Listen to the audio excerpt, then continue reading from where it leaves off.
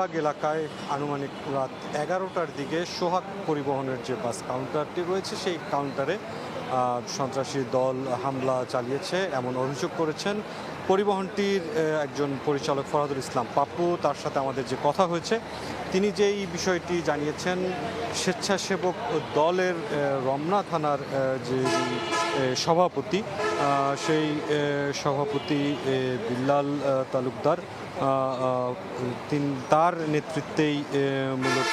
বিল্লাল হোসেন তালুকদার তার নেতৃত্বে 25-30 জনের একটি দল মালিবাগের এই যে ছবি দেখতে পাচ্ছেন কাউন্টারের এই মূল প্রবেশ পথের এখানেই তারা ধারালো অস্ত্র নিয়ে ভাঙচুর করেন এবং কাউন্টার অর্থাৎ সোহাগ পরিবহনের যারা ছিলেন বিভিন্ন কর্মকর্তা কর্মচারীরা এরকম প্রায় 10 থেকে 12 জন আহত হয়েছেন বলে দাবি এই সোহাগ পরিবহন কর্তৃপক্ষের। পাশাপাশি সোহাগ পরিবহনটির পরিচালক ফজলে রুবায়েত পাপ্পু তিনি যে বিষয়টি আমাদের জানিয়েছেন যে এই 10 থেকে 12 জনের মধ্যে 5 থেকে 6 জনের অবস্থা আশঙ্কাজনক এবং তারা ঢাকা মেডিকেল কলেজ হাসপাতালে চিকিৎসাধীন রয়েছেন। বিষয়টি শুধু এই কাউন্টারটি যেটি দেখা যাচ্ছে এখানেই সীমাবদ্ধ নয়, এই কাউন্টার থেকে 100 ফুট দূরত্বের মধ্যেই এই সোহাগ পরিবহনের আরও একটি অর্থাৎ কর্তৃপক্ষের মালিক যারা বাড়ি তাদের বাড়ি রয়েছে, সেখানেও কিন্তু হামলা করা হয় এবং সেখানেও বেশ কিছু ভাঙচুর করা হয় প্রবেশ পথে এবং ধারালো অস্ত্রের যে আঘাত করা হয়েছে তার ফলে এখন পর্যন্ত এই পরিবহনের কর্মচারী এবং সংশ্লিষ্ট পরিবহন কর্তৃপক্ষের লোকজন সহ প্রায় 10 থেকে 12 জন আহত হয়েছেন এখন পর্যন্ত। এবং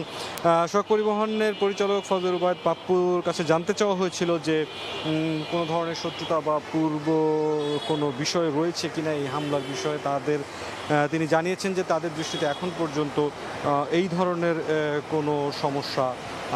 এই রাজনৈতিক কোনো পক্ষের সাথেই তাদের হয়নি এবং তারা আজ করতে পারছেন না এখন পর্যন্ত কোন ঘটনাকে কেন্দ্র করে মূলত এই হামলাটি হয়েছে।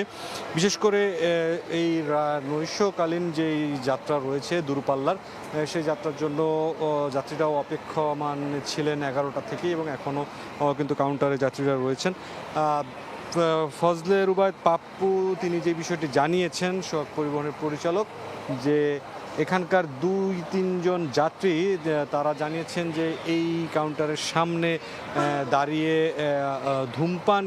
করা নিয়ে কোনো ধরনের কথা কাটাকাটি হতে পারে এবং সেই কথা কাটাকাটির প্রেক্ষিতেই কিছু সময় পরেই প্রায় 25-30 জনের ধারালো দেশীয় অস্ত্র নিয়ে এই কাউন্টারটিতে হামলা করা হয় এবং হামলার পাশাপাশি শুধু এখানেই নয়, যখন এই কাউন্টারটির 100 ফুট দূরত্বের মধ্যেই এই সোহাগ পরিবহনেরই আরেকটি যে স্থাপনা রয়েছে সেখান থেকে লোকজন প্রতিরোধের জন্য ছুটে এলে তাদেরকেও এই 25-30 জনের যে সন্ত্রাসী দলটি কিন্তু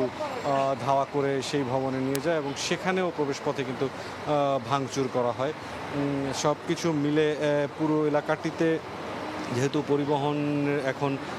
রাতের বাসগুলো দূরপাল্লার বাসগুলো মালিবাগ সব কাউন্টার থেকে ছেড়ে যাবে,